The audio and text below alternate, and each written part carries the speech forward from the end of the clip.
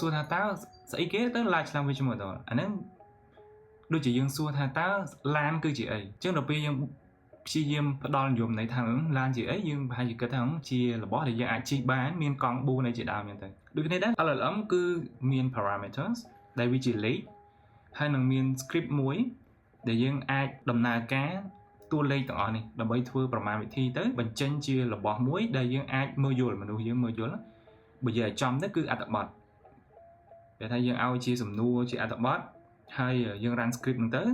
script នេះនឹង process អត្ថបទរបស់យើងឬក៏អ្វីដែលយើងនិយាយហ្នឹងទៅជាចំនួនដែល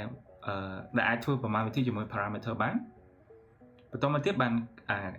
លទ្ធផលដែលទទួលបានបន្ទាប់ពីប្រមាណវិធីហ្នឹងនឹងត្រូវបានកែប្រែដោយ script ហ្នឹងទៅជាអត្ថបទមកឲ្យយើងមើលវិញទៅជាអ្វីមួយដែលយើងមើលយល់វិញអញ្ចឹង LLM គឺបែបហ្នឹងវាថាបើសិនជាខ្ញុំអះអាងថាខ្ញុំមាន LLM មួយគឺខ្ញុំមានរបស់ពីរយ៉ាងហ្នឹងគឺ parameter ហើយនិង script មួយសម្រាប់ run parameter ទាំងអស់ហ្នឹងអានេះ run នេះអាចថាជា C file ក៏បានជា Python file ក៏បាន.c .py .cpp អីជាដើមដែលបើខ្ញុំលើកឧទាហរណ៍មួយក្នុង script ហ្នឹងគឺជា model architecture ជាដើមហ្នឹងទៅហើយចំពោះ parameter file នេះគឺជាលេខសុទ្ធគឺជាចំនួនពិតហើយសម្រាប់ Llama version 2ដែលមាន70 billion parameter មានន័យថា70,000 លានបើយើងនិយាយខ្មែរ70,000 លានparameter វាមានទំហំផ្ទុកវា140 GB ដោយសារតែ Llama 2 version 1នេះគឺគេ store វាក្នុងទម្រង់ជាប្រភេទគណនី float 16ដែល float 16ហ្នឹងមានន័យថាមួយលេខយើងត្រូវការ2 byte មួយលេខយើងត្រូវការ2 byte អញ្ចឹងយើងមានក្នុងនេះយើងមាន70,000 លានលេខ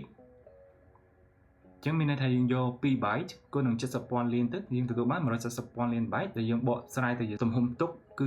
140 GB ហ្នឹងឯងមានប៉ុណ្ណឹងតែយើងអាចប្រើប្រាស់យើងអាច interact ជាមួយនឹង LLM បាននៅចម្លើយគឺនៅទេយើងត្រូវការម៉ាស៊ីនដើម្បី run code អញ្ចឹងឧទាហរណ៍នេះគឺខ្ញុំថត